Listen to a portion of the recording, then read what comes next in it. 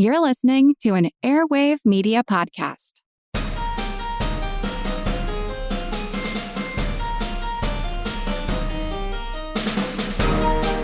Hello, and welcome to Ben Franklin's World Revisited, a series of classic episodes that bring fresh perspective to our latest episodes and add deeper connections to our understanding of early American history. And I'm your host, Liz Covart. Each September, Americans mark Constitution Day to commemorate the signing of the United States Constitution on September 17, 1787. But Constitution Day offers us more than just a chance to celebrate the Constitution. It invites us to ask deeper questions about the Constitution. Questions like, whose ideas helped shape the Constitution? And how did Americans in 1787 envision who should be included in this new political experiment? In honor of Constitution Day, we're revisiting an important conversation about women, political possibility, and the constitutional moment of 1787. This conversation is essential on its own, but it's also important because next week, we'll be exploring how Americans took the Constitution of 1787 and began the complex work of building the federal government that the Constitution outlined. Now, to guide us through this broader constitutional landscape, we're returning to episode 339, where we spoke with Mary Sarah Bilder, an award-winning constitutional historian and law professor at Boston College. In this episode, Mary introduces us to Eliza Harriet O'Connor, a writer, educator, and public speaker whose life challenges our traditional historical stories about the founders by highlighting how women engaged with political ideas in their own public ways. Now, during our conversation, Mary reveals how Eliza Harriet championed the concept of female genius and women's intellectual equality, why the Constitution's gender-neutral language left room for broader political inclusion, and how early Americans debated the very nature of representation, education, and citizenship in forming their new republic. But first, I have some sad news.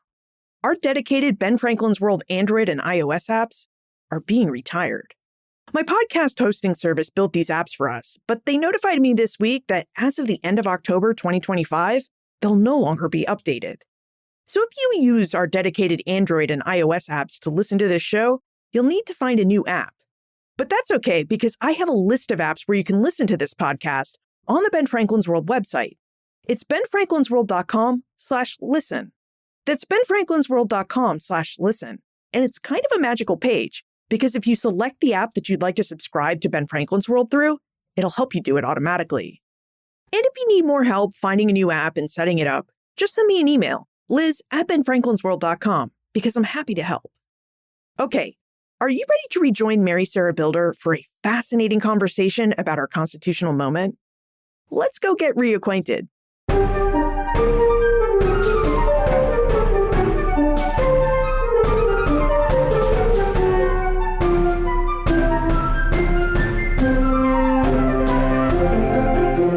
Joining us is the Founders Professor of Law at Boston College Law School.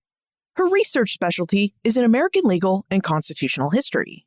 She's the author of several books, including her Bancroft Award-winning book, Madison's Hand, Revising the Constitutional Convention, which you can hear her discuss in episode 107. And today, she joins us to discuss her most recent book, Female Genius, Eliza Harriet and George Washington at the Dawn of the Constitution. Welcome back to Ben Franklin's World, Mary Sarah Bilder. Oh, thanks, Liz, for having me back. That's a great podcast to be on, and I'm really excited to be here to talk about my new book. And we're really glad to have you back, Mary. Now, speaking of your new book, Female Genius, you've written several books about the United States Constitution, which was ratified in 1789. And your new book also studies the U.S. Constitution, but really focuses on a particular character that most of us have never heard of, Eliza Harriet. So would you tell us about Eliza Harriet and how you came to know her? So let me start by her dates, because I think that's always a great way to sort of know where we're talking. She was born in 1749 and she died in 1811. She's born in Lisbon, Portugal, and dies actually in Columbia, South Carolina. And she's a woman who's an amazing female educator. She's probably the first woman to give a public speech and actually course of lectures at a university. I argue in the book that she embodies this idea of female genius in the 1770s and 1780s. and that her appearance in Philadelphia in the summer of 1787 probably helped create a constitution that was at least possibly open to female participation. So she's really an amazing, just incredible person. It really sounds like she was amazing, and I know we're looking forward to learning more about her life. Now, female genius is a term that comes up quite often in your book, Female Genius. So would you tell us about this characteristic and what traits you see as embodied by that term? So it's a word that in the beginning, I didn't even notice when I started this project. And then I suddenly realized, wait, I keep seeing this idea everywhere. And then I noticed it actually is the idea that encapsulates that women are not inferiors. So if we think back on the Western intellectual and political tradition, we can see that people had this idea that women were inferior in all sorts of different ways. But what that meant in the 16th, 17th, 18th century world was that they could not participate in politics in what we might think of as the constitutional state. And in the 1770s and 1780s, people begin, particularly women, begin to imagine that they can finally flip this argument. And they can do this by showing that women have capacity. And that's this idea of female genius.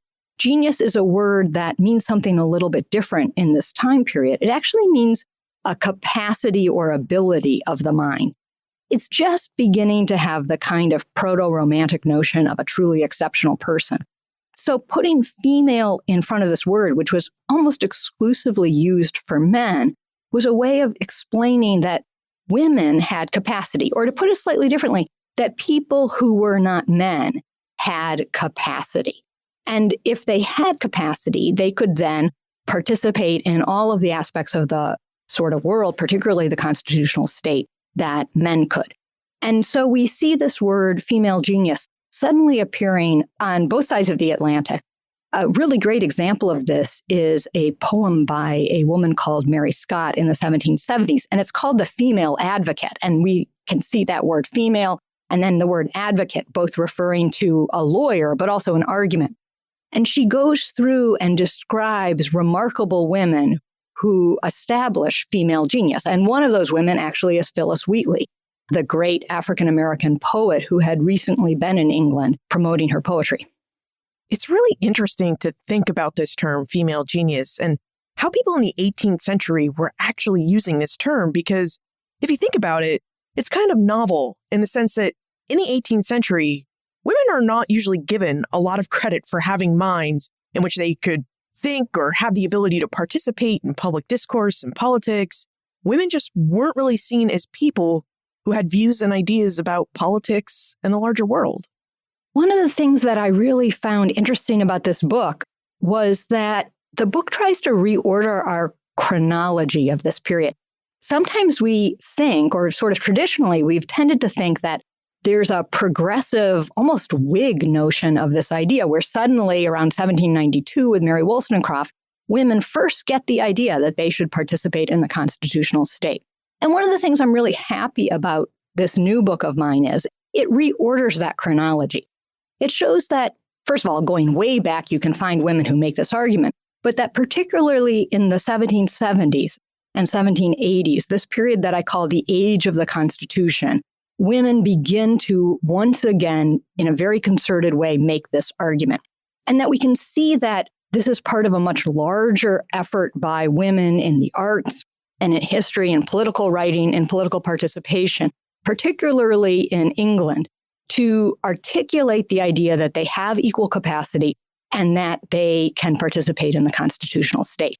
So one of the things the book really does is it gathers together an enormous amount of scholarship over the last 20 and 30 years that in different avenues has established this point. And then it sort of puts it into a new narrative in which Mary Wollstonecraft becomes just one of many voices making this argument. Mary Wollstonecraft, of course, being an English woman and author who, among other works, wrote A Vindication of the Rights of Women in 1792. Well, now that we have a really good idea of the broader context of this constitutional moment where Americans are writing a new constitution and American women are really pushing to be admitted into the constitutional state, let's get to know Eliza Harriet a little better. Mary, would you tell us how you discovered Eliza Harriet and what we can know about her early life? Yeah, she's a person who's floated around in my brain for a long time. When I was working on my book, Madison's Hand, I read all of the diaries or records of the summer of 1787. And one of my favorite records is George Washington's diary. George Washington kept a diary during the time he was in Philadelphia in 1787. And he actually rewrote that diary in the fall when he returned to Mount Vernon. And he never recorded what happened inside the room, but he recorded lots of things that he did outside of the room. And on May 18th, he records that he went with Mary White Morris, who he was staying with, and some other ladies to hear a lady talk at the college hall. And I kept thinking, like, who is this lady? And is that unusual? Is that usual? And what is he doing there? And I think very importantly for me, what does it mean? And you know how this is as a historian. There's these incidents that happen that you think, wait, there's something there. Like, I don't quite know what's there yet, but there's something significant about this. So I went back as part of a much larger project that I've been working on about the framing generation, about conceptualizing the framing moment as not a story only about the white men inside the room, but understanding the way that the Constitution as a system of government is created out of an entire generation of people, most of whom aren't inside the convention hall. And so I went back with that idea to see if I could figure out who that lady was.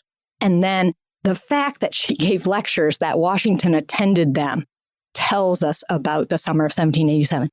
And I came away with this sort of just really amazing story about her presence, her importance, and then being able to reinterpret, along with a fabulous set of scholarship that's been written recently, how we understand sort of the relationship of women to the constitutional state. So the diary of George Washington leads you to this woman who's giving lectures at College Hall, which is at the University of Pennsylvania, and you discover it's Eliza Harriet. How did Eliza Harriet develop into a public speaker who spoke at universities like Penn in the late 18th century?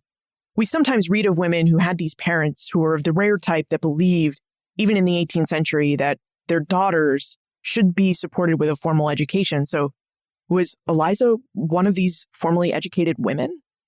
Her story is so interesting. So she's born in 1749 in Lisbon, Portugal, to British parents. She was born at what was called the British Factory, which was a British outpost of the sort of mercantile admiralty. And on both sides of her family, she has quite significant people.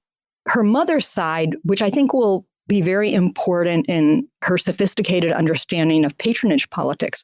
Her mother's family was a family called the Hardys, and her uncles were both very involved in British government. Her uncle, Sir Charles Hardy, had been a leading admiral and actually would become the governor of New York. And another one of her mother's brothers became the governor of New Jersey. So these are people who are pretty sophisticated at colonial politics, of British politics. They remind us how important the sort of Atlantic is in this world. We sometimes forget how important this is. And they're also kind of aspiring people. They're trying to raise themselves up through British society, through kind of playing this game of appointments.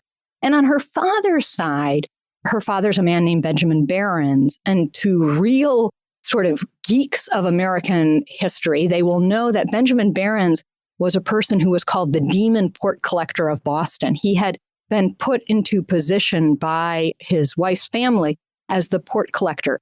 And as the port collector in Boston, he had sided basically with the colonists. So he is important in a whole nother understanding. And so she comes from this family that's sort of aspiring, that's pretty sophisticated, that's sympathetic to expansive notions of constitutional representation, sort of modern in this sense. And she probably, very importantly, travels with her father. Her mother dies when she's quite young. Although I don't think she's in Boston, she probably does go both to New York, where her father goes when her uncle is governor of New York, and also then to South Carolina when her father is appointed deputy postmaster in Charleston. in the 1760s. So she's a person who's pretty sophisticated about traveling. Wow. Eliza did travel quite a bit. I mean, she was born in Portugal. She traveled to New York and Charleston, maybe even Boston. We just don't know. How typical was it for a British woman to be able to travel around the British Empire like Eliza did? Yeah, it's such a great question. She really reminds us of how much mobility there is in this period. Although, some people, for example, James Madison, who I wrote on, right, wasn't particularly well traveled.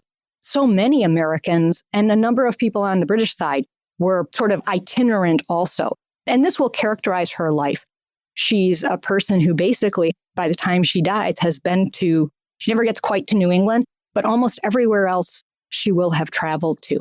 And she reminds us of how people who didn't have family connections to a particular locale in this period are pretty mobile. And she really represents that. She's a little bit reminiscent of Linda Colley's wonderful book on Elizabeth Marsh. And so I think she sort of brings back this world where people sort of kept imagining, if I move somewhere else, I'll have opportunities. I'm curious about the American Revolution. You mentioned that Eliza was born in 1749. So if we think about that, she really would have been in her late teens and early 20s when the revolution started. And you mentioned that her father became the port collector of Boston, or that demon port collector of Boston, and sided with the revolutionaries. So what did Eliza's life look like as a Briton who seemed to be caught in the American Revolution? It's so interesting. One of the problems or challenges, I suppose, of the book is that we have no personal papers from her. So a lot of this is constructed out of, little tiny pieces of evidence. So we don't have firsthand reports from her of how she felt, but we can piece together the fact that her father's removed for sort of not siding with the correct position in the British government. And her uncles also make similarly unfortunate decisions. They're not out and out revolutionaries, but they're people who clearly have sympathies that lie with the idea that people deserve greater representation. And that's one of the points that the book tries to explain as calling this an age of the Constitution, thinking about this as the dawn of the Constitution, is we can understand on both sides of the Atlantic the revolution as a particular example of a much larger shift towards people believing that government should represent and be responsible to a greater number of the people, not so much as subjects through the king, but as political actors in their own right. And her family is clearly politically sophisticated enough not to lose their jobs completely over this, but has those type of what we might call in a 18th century word, liberal sympathies. She herself probably has those sympathies because in June of 1776, she marries a man who's completely outside her own family's network. She marries a man called John O'Connor, and John O'Connor is Irish Catholic. He's in London studying at the Inns of Court, but he really represents a person who's just completely outside of the kind of traditional English Church of England politics that her family represents. And so that itself is a pretty radical choice. So if Eliza held these 18th century liberal ideas that kind of went hand in hand with the American Revolution about government participation and government being more responsive to more and more people, if she's sympathetic to the revolution, do we know anything about her experience in the revolution? Did she live in the colonies during the War for American Independence? Is that where she met her husband, John O'Connor? They meet in London in 1776. At this point in time, her family is back in London, so she's not in the United States involved in the revolution. And her husband comes to London after being in Dublin. And in the 1770s, the Irish, particularly the Irish Catholics, for the first time begin to experience similar capacity to loosen the kinds of restraints that the British government had placed on the Irish Catholics. And so in the 1770s, we begin to see the sort of lifting of a lot of the penal restrictions. And in this moment of particularly people who at least claim to be descended from the ancient Irish kind of royal political power structure, they begin to sort of articulate arguments for reclaiming political power in Ireland.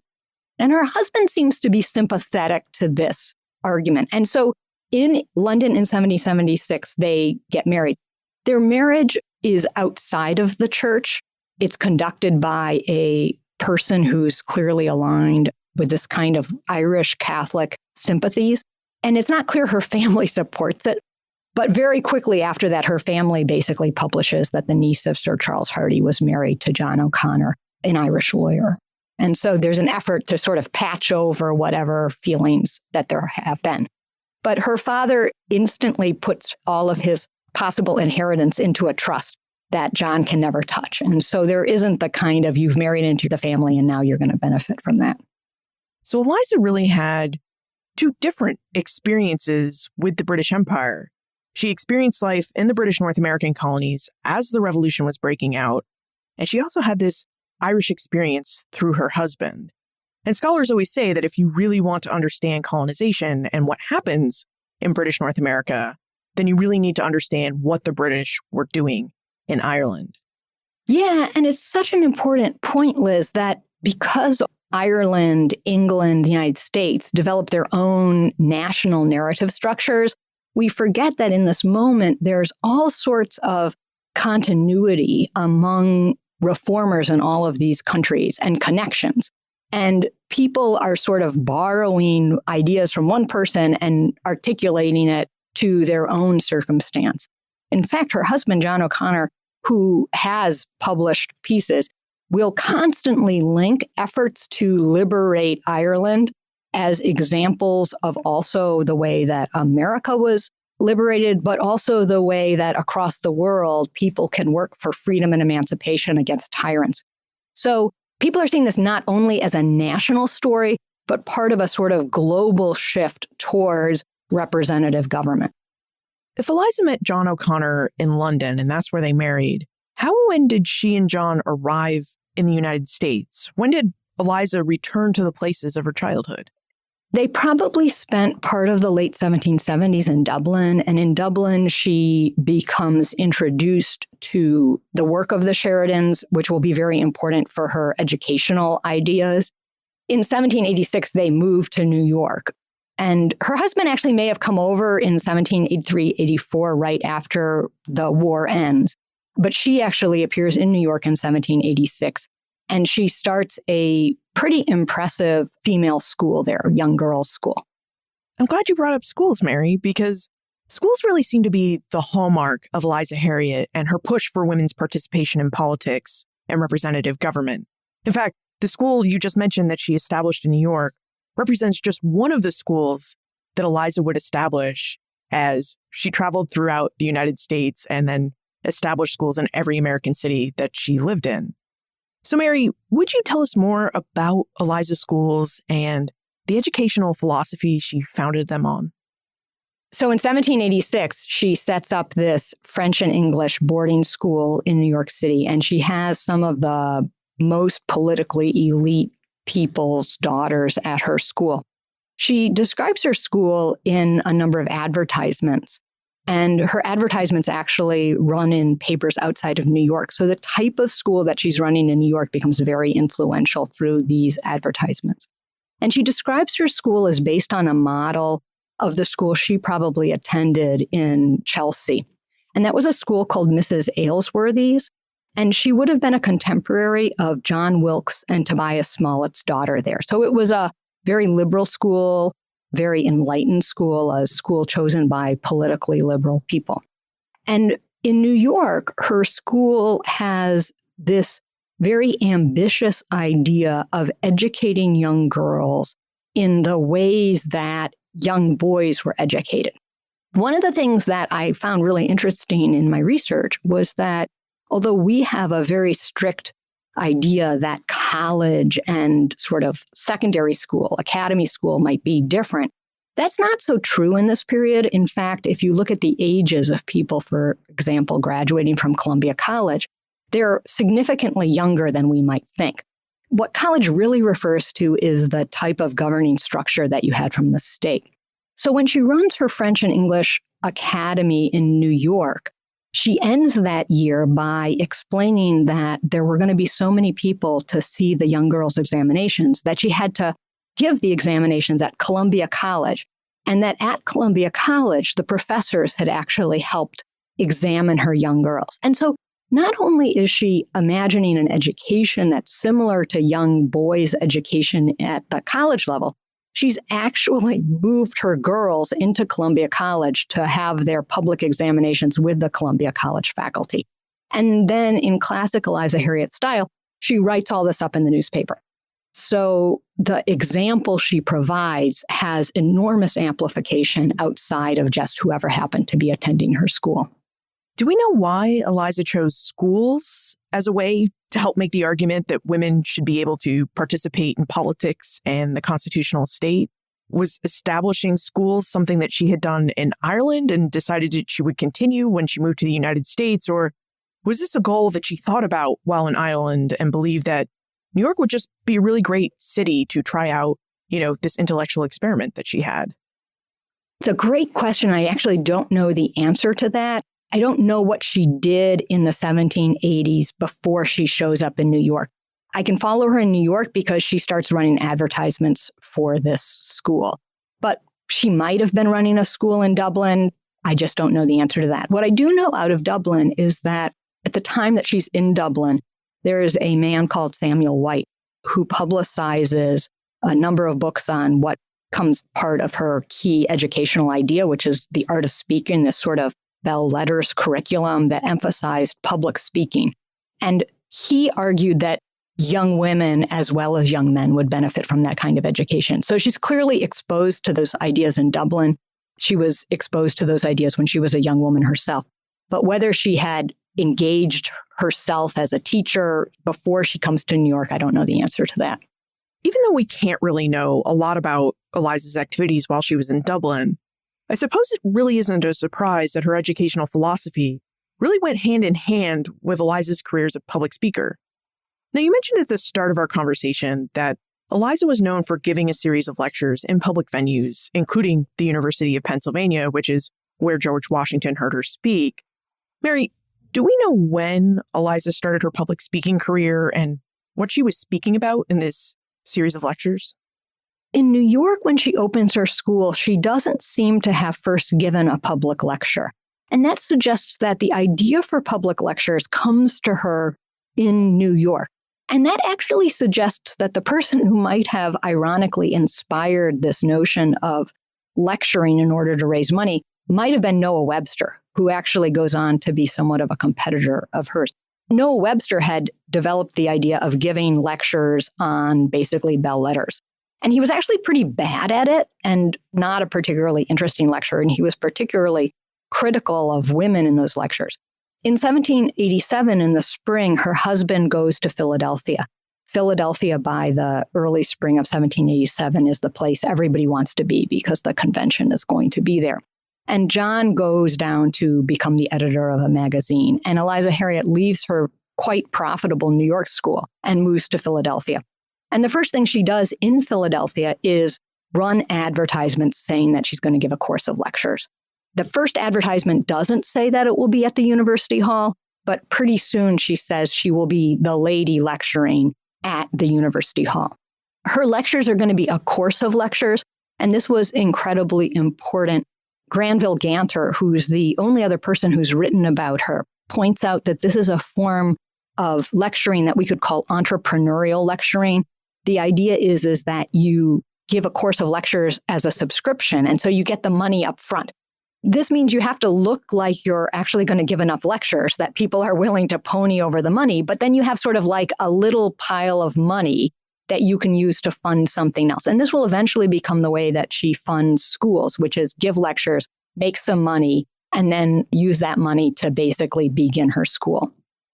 It really seems like it must have been an uphill battle for Eliza to make money as a public speaker because while lectures and attending them were a form of education and entertainment in this pre-television and pre-internet era, Eliza was a woman and people usually paid to go hear men. So it seems like her giving lectures and performing at public speaking engagements would have been a bit novel in the late 18th century United States. Yeah, it's completely novel as a lecturer. Now, the idea of women speaking in public is not novel.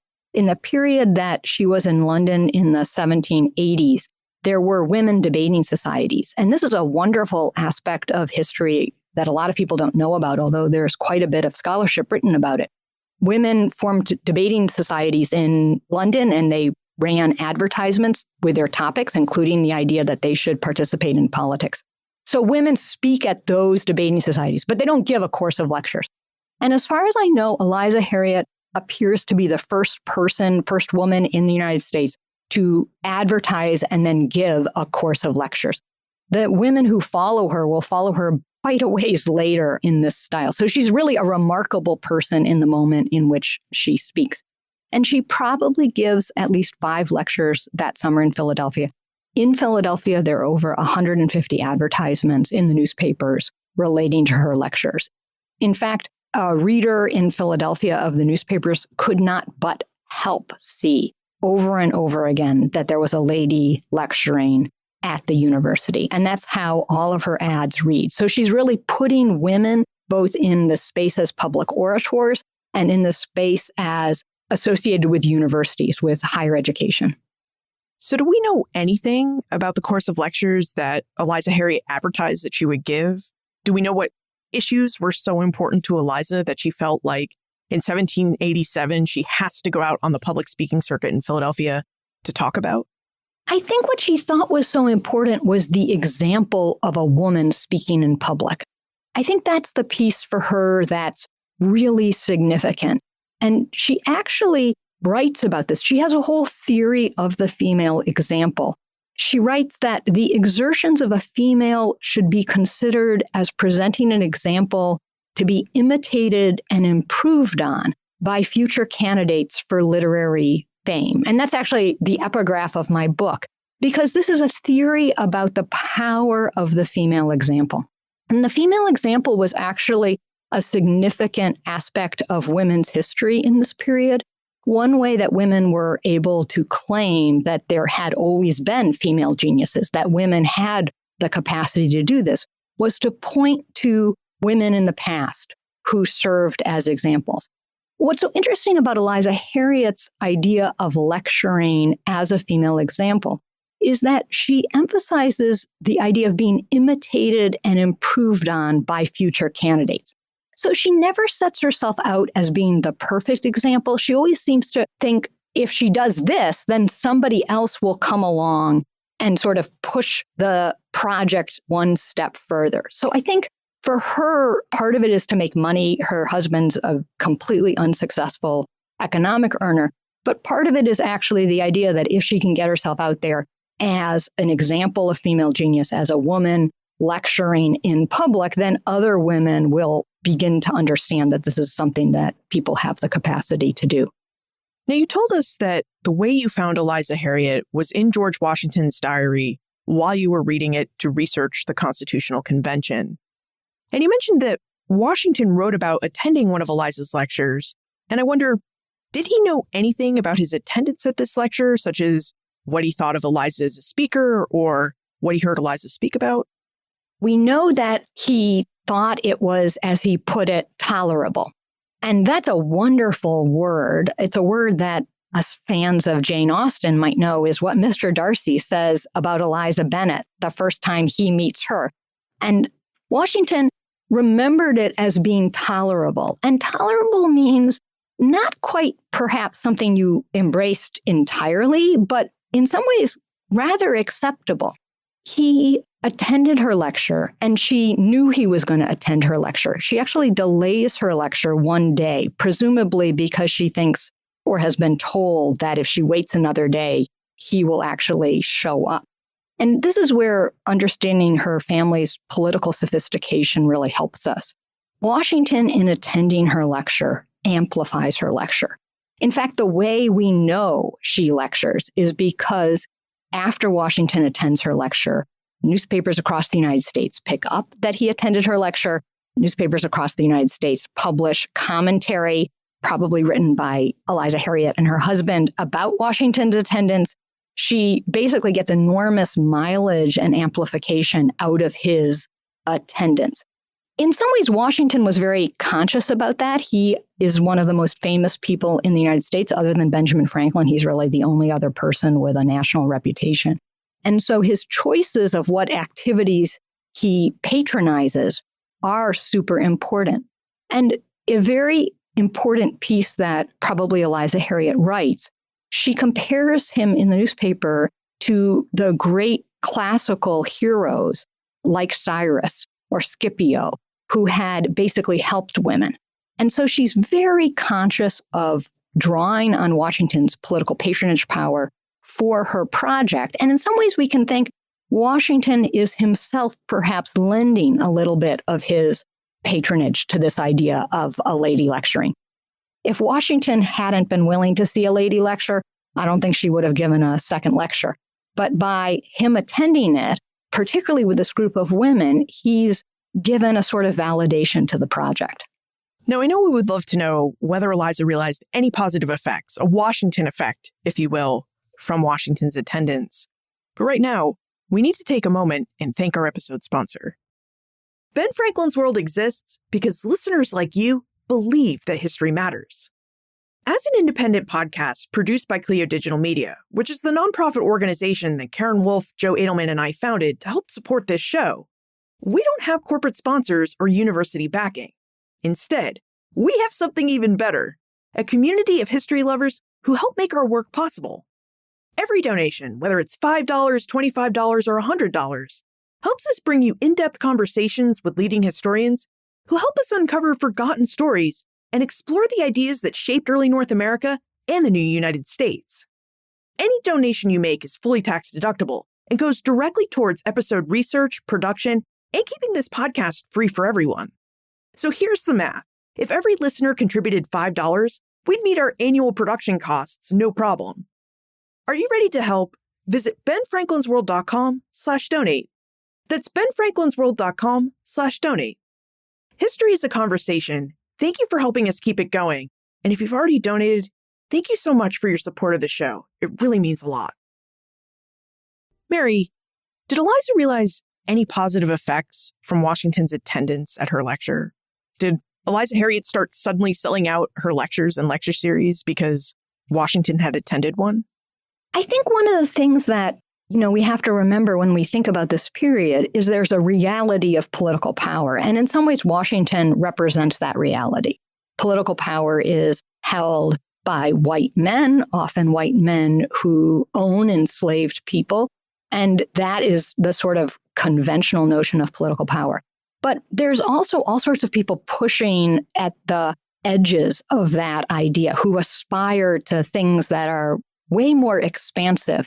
And one of the things that I think is really interesting about the 1770s, 1780s into the early 1790s is that it's not yet clear to the people who are aspiring, who are pushing against this pretty traditional notion of conventional white male political power, that they're not going to win. So one of the things about the book is to really recapture this moment where people with expansive ideas like Eliza Harriet imagine that they're going to actually get political power.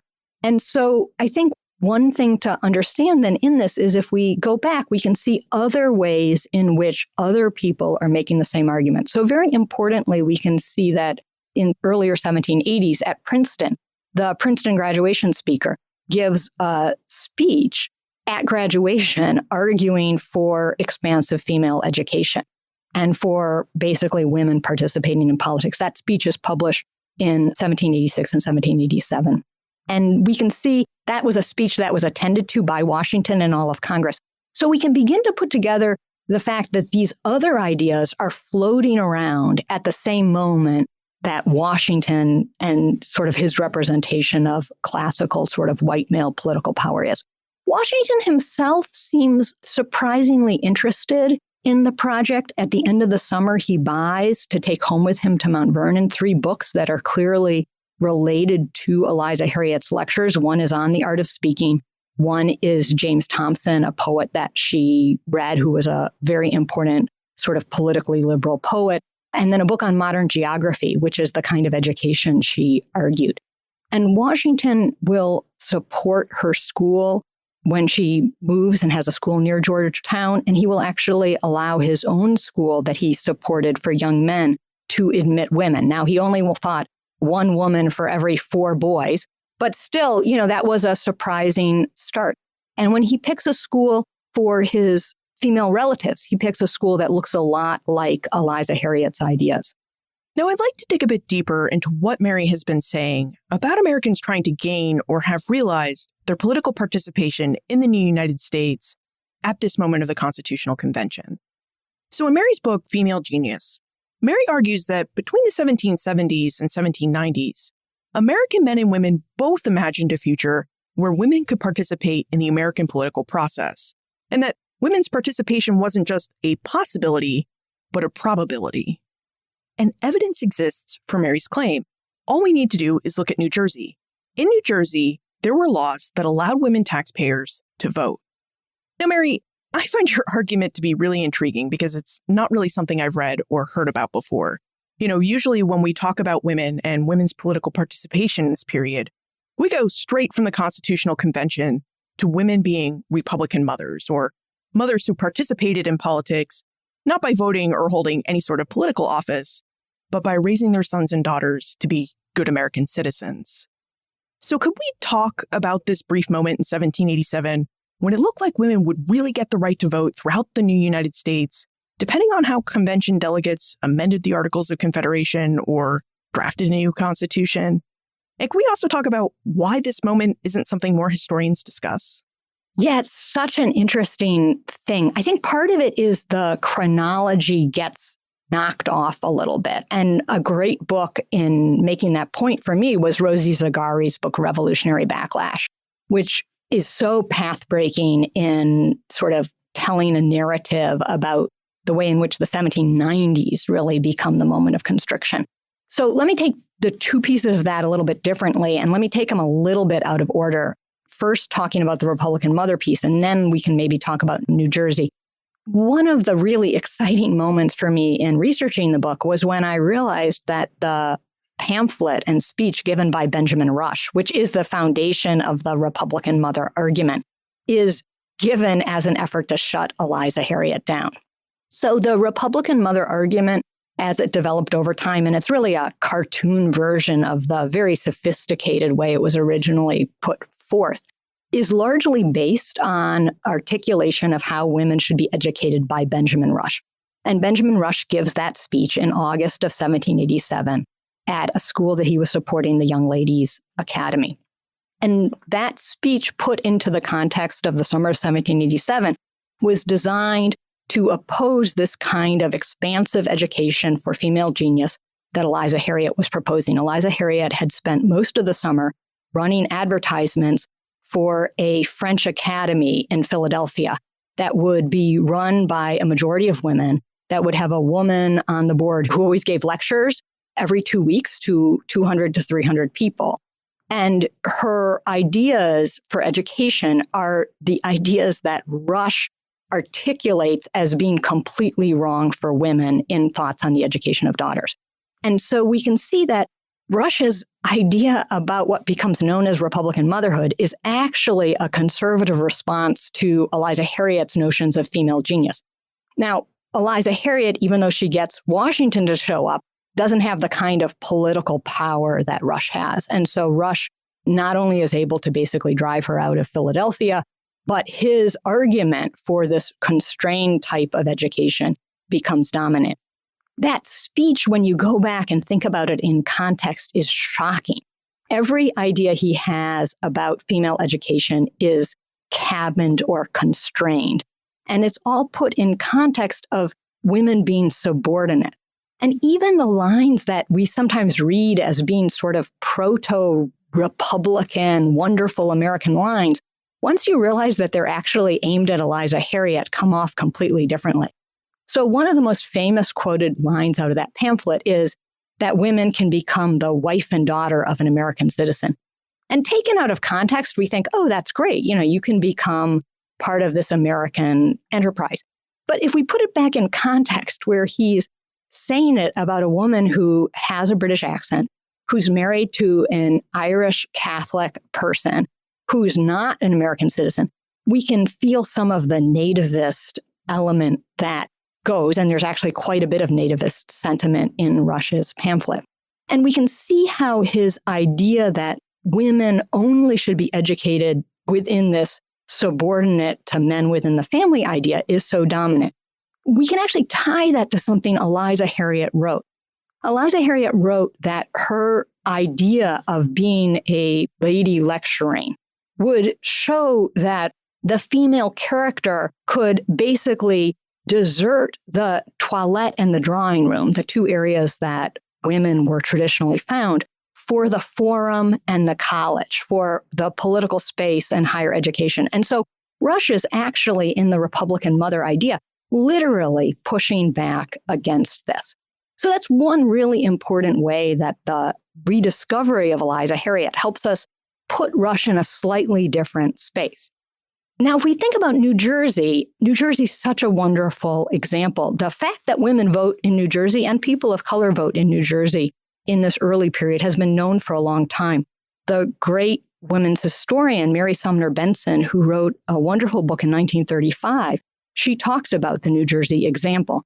And a number of other people have pointed to the New Jersey example, but everyone's sort of like, what does that stand for? And so actually the New Jersey example has been sort of pushed out of the canon, so to speak. Like, we can't pay attention to that because that doesn't fit our story. The late Jan Ellen Lewis was really remarkably important in pointing to New Jersey as suggesting the possibility for a different way of understanding the political space around voting. And for me as a constitutional historian, this opened up a whole new way of thinking about the problem. What if we remembered that the idea that the only people who can vote are white men isn't yet inscribed in constitutions? In fact, constitutions in this period tended to emphasize either property holding requirements or religious restrictions. And if we start from that standpoint, we can see that the idea that constitutions and political power should prevent people who aren't white men from voting hasn't yet fully developed or been written into the law. That will happen, but it happens largely on the other side of this period. In fact, if we look at political constitutions from this period, Massachusetts stands out as being one of the few that described voters using a gendered term. Most constitutions in this period described voters in ways that can be read as gender neutral. And we know that actually there are some interesting examples, not just in New Jersey, but in England, of people voting. So the 1770s is the moment when the first voter of color, Ignacio Sancho, votes in London because he meets the religious and landholding requirements. I really want us to get into the gender neutrality of the Constitution because that's another fascinating argument that you make in your book, Female Genius, that the Constitution is a gender-neutral document. But before we get into that, in this day and age, we often look for people that we can credit with things and who we can blame when something turns out a way that we don't like it to. So in this moment in the 1780s, when many Americans thought it was probable that women would be active participants in the political life of the early republic, was Benjamin Rush the only person to push back on the idea of women's political participation in this real public way? Is he the person that we in the 21st century can think about blaming for the fact that it would take until 1920 for women to get the right to vote? Oh, yeah. Wouldn't that be nice to be able to blame a person? No, I don't think he can be blamed. His political pamphlet gets mileage because it fits what obviously a lot of people probably believed. I say in the book, who knows, if there were polls, maybe most of them would have sided with Rush. But that's different than understanding that Rush represents the only way the political system could be understood. Very importantly, the other person who is often cited as sort of supporting the Republican mother idea as it sort of expands is Noah Webster. And Noah Webster actually heard Eliza Harriet speak. He heard her twice, and he recorded her in his diary as being dull. And this is not surprising because I read Noah Webster's diary, and every time he goes to hear a woman, he's critical. And in fact, he's critical of almost every other speaker. We have to remember that Noah Webster is quite young in this period. And when he himself had given lectures in Philadelphia, they had been a disaster. So to watch a person seem to be far more successful than him was probably somewhat inspiring of a certain jealousy. And for Rush, I think part of it is just the economic realities. He's supporting a school that is supported by the Episcopal establishment. that imagined its role as creating women to be somewhat subordinate and to understand their place. And suddenly a woman shows up with this very ambitious sort of French style, English style education. And that really threatens to undercut the Young Ladies Academy entirely. One of the really wonderful ways that this story then allows us to tie other pieces of evidence that we know pretty well together is people may know that there's this wonderful speech in 1793 by Priscilla Mason, who's a young girl at the Young Ladies Academy. It's a pretty famous speech, and it shows up on like the APUSH test for high school students. And she actually gives this speech at the Young Ladies Academy. Carolyn Eastman, who writes about young female speakers, points out that it's really one of the most remarkable speeches in this period. And she's in a room filled with people probably like Benjamin Rush. She's of the age that she could have heard Eliza Harriet sort of 5 or 6 years earlier, heard about Eliza Harriet. And she says, supposing we possessed all the talents of the orator, where shall we find a theater for the display of them? The church, the bar, the senate are shut against them. Who shut them? Man, despotic man. And then she adds, let us by suitable education qualify ourselves for those high departments. They will open before us. And so I love the idea of this young woman sort of almost thumbing her nose at Rush and all of those arguments at the very school that he basically helped to found. Okay, so we can't blame Rush that it took so long for women to get the right to vote. Now, to turn back to the gender-neutral language of the Constitution, Mary, you argue in your book, Female Genius, the United States Constitution that was drafted in 1787 has gender-neutral language, that the language in the Constitution doesn't just pertain to men or white men. Would you tell us more about your research on the Constitution's language and how you've come to see the Constitution's language as gender-neutral? Yeah, so let me just emphasize that I'm not an originalist. And so I believe that the Constitution in this period is as much a system of government as a piece of paper, and that the idea of the Constitution is expansive. So this isn't an argument about what the original intent is, but it's an argument about how the words chosen show us a possible openness to the idea that a larger group of people could participate in the political state. And when we look at the drafts of various aspects of the Constitution, there are words that describe sex or gender. And so Jan Ellen Lewis has pointed out that the 3/5 clause originally refers to sex in describing the participants in the political state. Congress is actually originally described as two bodies of men. And then very importantly, the draft of the Fugitive Slave Clause originally said he or she. And I think that's such an important testament to African American enslaved women's agency that the man who proposed that language could not even propose that language without, in his mind, seeing women escaping. And so it's a really remarkable moment where we hear people like Oni Judge, who will escape from Washington, literally being present inside the room through this very explicit use of she.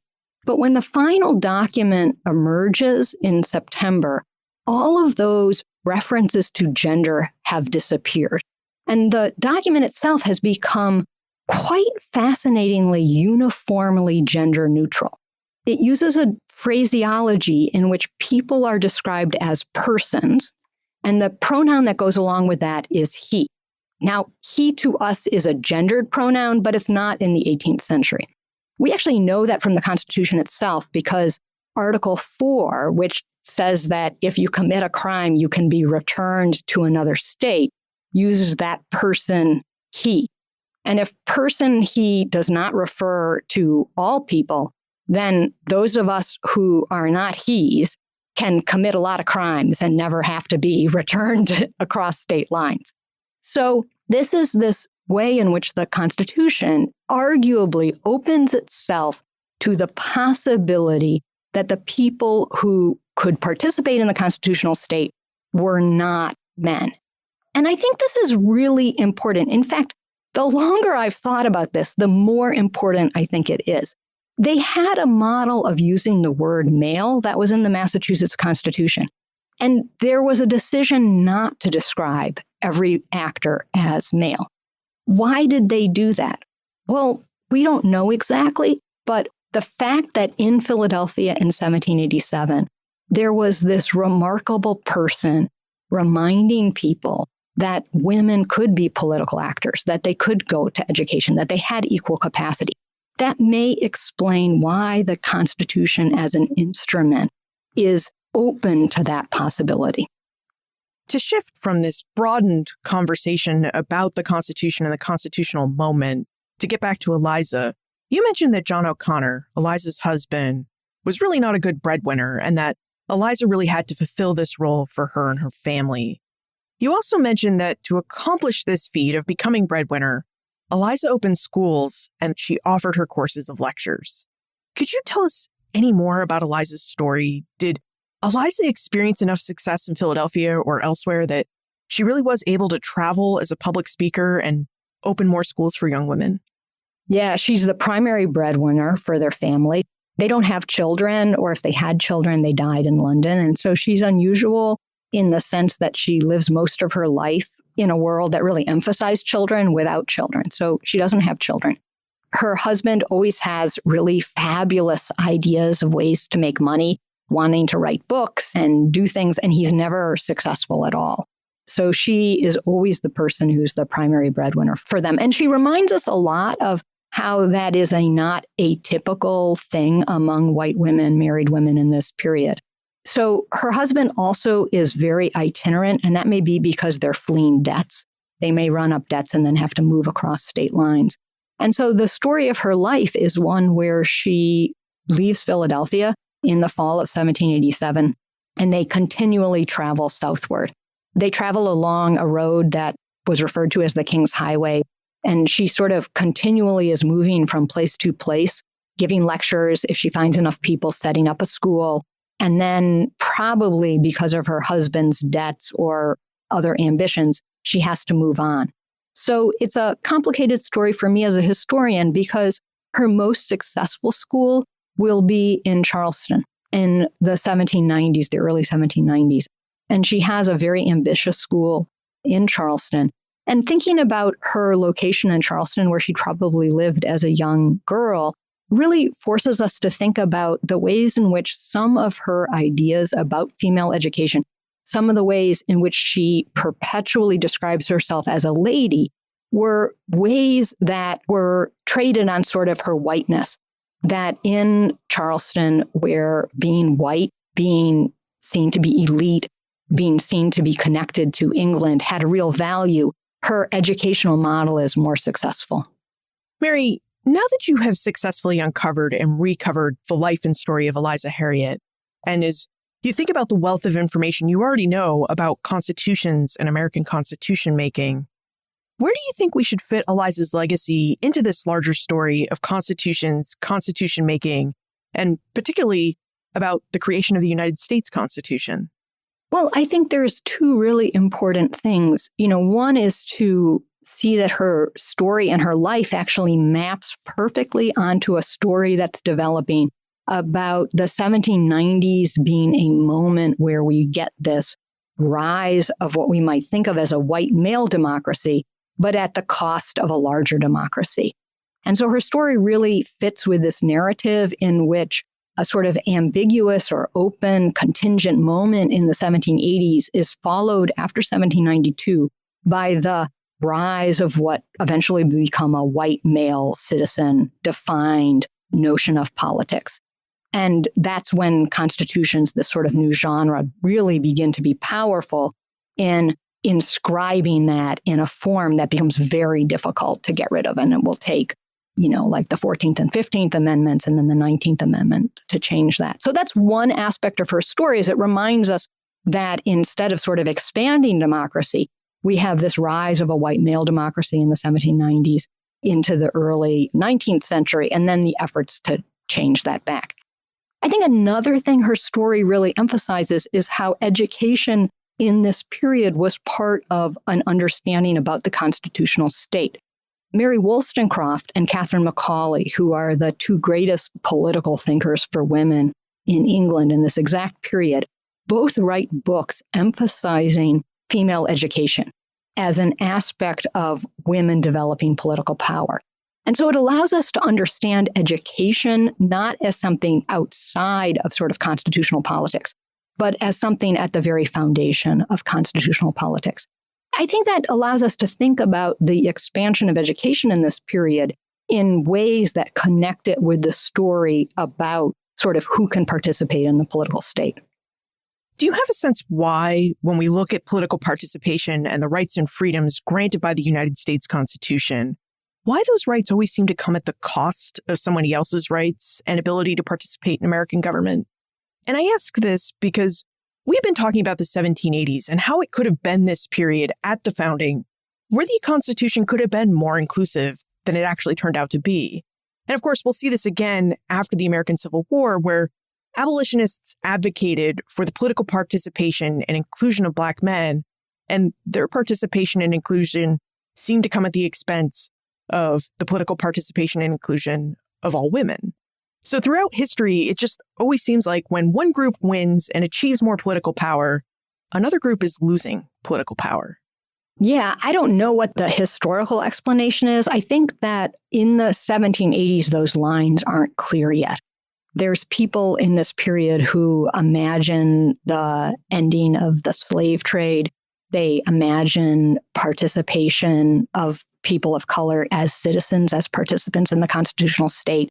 I do think there's a moment where those lines that would become so much part of the American political system aren't yet hardened in stone in the way that they will be.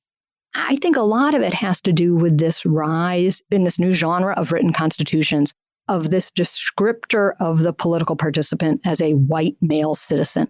And that first appears in 1792 in the Federal Militia Act. It's not completely binding there, but that's one of the first places we can track it. And then it appears in all sorts of state constitutions and then through Congress into the ways that the Northwest Territories will be formed. And I think the minute that the person who's getting to participate is described along lines of race, of gender, and of citizenship, we begin to have people thinking those are the vectors on which you can include or exclude people. And so I think in a funny way, the divisions that we sometimes see get formed in this notion that the person who participates is a white male citizen. That probably has a lot to go back to the rise of the Democratic Party under Thomas Jefferson. If we look at New Jersey, we can see a small example of this. So in New Jersey, where women and people of color voted from the 1790s through to 1807 when they are disenfranchised, women and people of color tended to vote against the Democratic Party. And that was partly why they were disenfranchised. In fact, the arguments for changing the New Jersey Constitution to only allow white male citizen voters is that there was voter fraud. And what they argued was that you couldn't tell whether women were married or not. You couldn't tell whether a Black person was still an enslaved laborer or not. And so they pushed through, using voter fraud, this sort of argument about only white men should be allowed to vote. And the minute that idea that it's more important to disenfranchise people than to enfranchise them gets going in a two-party system, I think there just becomes a lot of ways in which political power then turns into a story about exclusion. One of the things that the New Jersey example I think is really wonderful about is it allows us to imagine moments in the past where the sort of dynamics of the current moment don't yet operate. And I think that's really important for us. Mary, as you know, September is the month we celebrate Constitution Day in honor of the creation of the United States Constitution. So I wonder what you think we can do with our newfound knowledge that the founders and framers of the Constitution seriously considered the ideas of women and their political participation in the American political process during the moment of the Constitution's birth. I think it's really important to understand this distinction between the way that the Constitution as a system of government was used by people who took power under it to further their own power, and the way in which the Constitution as an aspirational set of ideas allowed other people to make other kinds of arguments. I think it's really dangerous when we create a notion of this period which is overly rigid, in which only one side occupied all the space. That's not to deny the realities of political power in this period, but it's so important in history to remember these examples. Eliza Harriet had this notion that every example of a female trying to push against boundaries was an example to be imitated and improved on. And I think there's a way of thinking about history, particularly the history of the early Constitution, in which we can see that there might have been aspirations that were possible in that period that could be imitated and improved on. In fact, that's a way to think about the whole history of the Constitution in this period, is that there were ideas that people thought were aspirational, ideas like equality or ideas of liberty. And even if they hadn't quite been rendered in the way that we might have wanted in one moment, that idea had the capacity to be improved on. That's a very almost sort of traditional notion of some sorts of history. But there's a way in which, for many people who were outside the constitutional state, that was an important sort of memory to hold.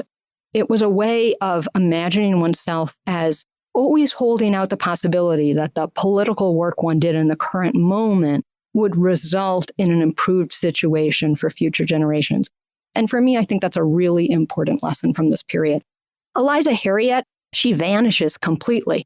But her presence giving lectures, her advertisements, which lots of people read, we just don't know how many people she inspired. She's not a perfect example.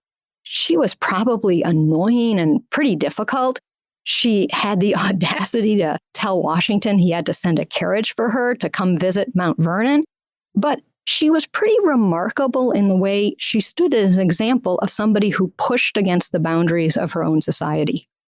We should move into the time warp. This is a fun segment of the show where we ask you a hypothetical history question about what might have happened if something had occurred differently, or if someone had acted differently. In your opinion, Mary, what might have happened if George Washington had never attended Eliza Harriet's lecture? What do you think we'd know about Eliza Harriet today if that was the case? And how do you think the United States Constitution would have been written and styled without the ideas that Eliza Harriet spoke about? Oh, what a great question. I think, first of all, she would have made sure that didn't happen. I think she was incredibly stubborn and persistent, and she would have kept giving or delaying a lecture until by hook or crook she had managed to get Washington in the room. I think she was completely determined to have him show up. I think if they hadn't crossed paths, if let's pretend he was sick and never showed up in Philadelphia, I think it's possible that you can imagine a constitution which might have had the word male written into it.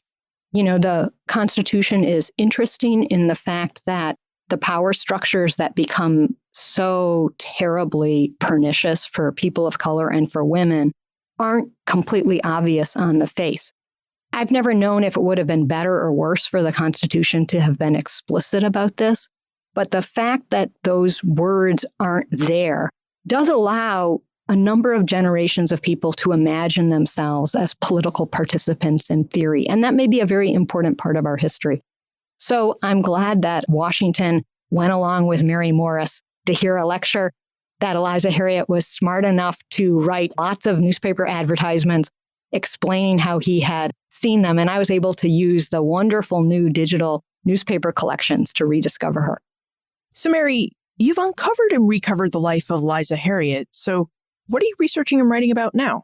Well, partly I'm working on this idea of the framing generation, of thinking about people who were present, particularly in the summer of 1787 in Philadelphia, who would have influenced or allow us to see the system of government differently. So one example of that is I wrote a piece recently rediscovering 4 representatives of Native nations who were there that summer and who actually shake Washington's hand in a very public way. I'm really interested with the revolution, the 250th approaching, of thinking about the Constitutional Convention's relationship to the revolution. I'm so struck by the fact that for Washington in the summer of 1787, it was the 10th anniversary of the disastrous Philadelphia campaign that ended with the British getting Philadelphia and Washington sort of retreating to Valley Forge. And so I'm beginning to think about in what ways can we think about that summer as an effort to recover, to memorialize, to think about the revolution. And one of the interesting things about Washington's diary that summer is he goes to visit a number of people who were loyalists or who had stood on the other side of the revolution. And I'm beginning to think about, in some ways, did Washington experience that summer as a way to reflect on the revolution? And what is the best way for us to reach out if we have questions? Oh, yeah. I'm easy to get. I'm at Boston College Law School. I have a pretty easy email, easily found on the website there. And I love to hear from readers and listeners of your show. Mary Sarah Bilder, thank you for introducing us to Eliza Harriet and for helping us better understand the moment in which the United States Constitution was written. Thanks, Liz. It's always such a pleasure to talk to you. When we take a step back from the words and ideas written on the parchment that is the United States Constitution, we can begin to see the ideas, debates, and times that really shaped and gave birth to those written ideas and words. As Mary related, early Americans had a lot of aspirational ideas when it came to who would and could be included in the United States' new constitutional state. The notion that only white men should be politically active and hold political power was not a settled issue in 1787. In fact, it was so unsettled, the framers of the Constitution wrote their new system of government with language that allowed for the inclusion of all sorts of Americans: white men, free people of color, and women. And the reason we see this inclusive language is because of the work of men and women like Eliza Harriet, everyday Americans who advocated for their inclusion in the new American constitutional state. And this is something we should remember. As Mary told us, just because the rise of Jeffersonian Republicans and their ideas that only white men should be politically active and hold political power began to take hold in 1792 doesn't mean that the framers of the Constitution, or even all Americans, believed in those ideas. In fact, as we just heard, Eliza Harriet and even George Washington didn't support those ideas. So for those who wanted to see and achieve the more broad political inclusion that they saw written into the Constitution, well, they would work, debate, and advocate for that inclusion from the achievement of independence in 1783 into our own present day. The words of the Constitution matter. And to best understand those words, their meaning, and their intent, we need to take a step or two back from those words and look at the world in which they were created and set to paper. The times in which we live always impact how we view the world and how we act in it. And this holds true not only for us in the present day, but for every generation who came before us. If you'd like to dive deeper, you'll find more information about Mary, her book, Female Genius, plus notes, links, and a transcript for everything we talked about today on the show notes page. benfranklinsworld.com/339. If you enjoyed this podcast, please tell your friends. Friends tell friends about their favorite podcasts. Production assistance for this podcast comes from Joseph Edelman, Karen Wolf, and Morgan McCullough. Breakmaster Cylinder composed our custom theme music. This podcast is part of the Airwave Media Podcast Network. To discover and listen to their other podcasts, visit airwavemedia.com. Finally, tune in next week for episode 420, which will allow us to journey through the rise of the Constitution's new federal government.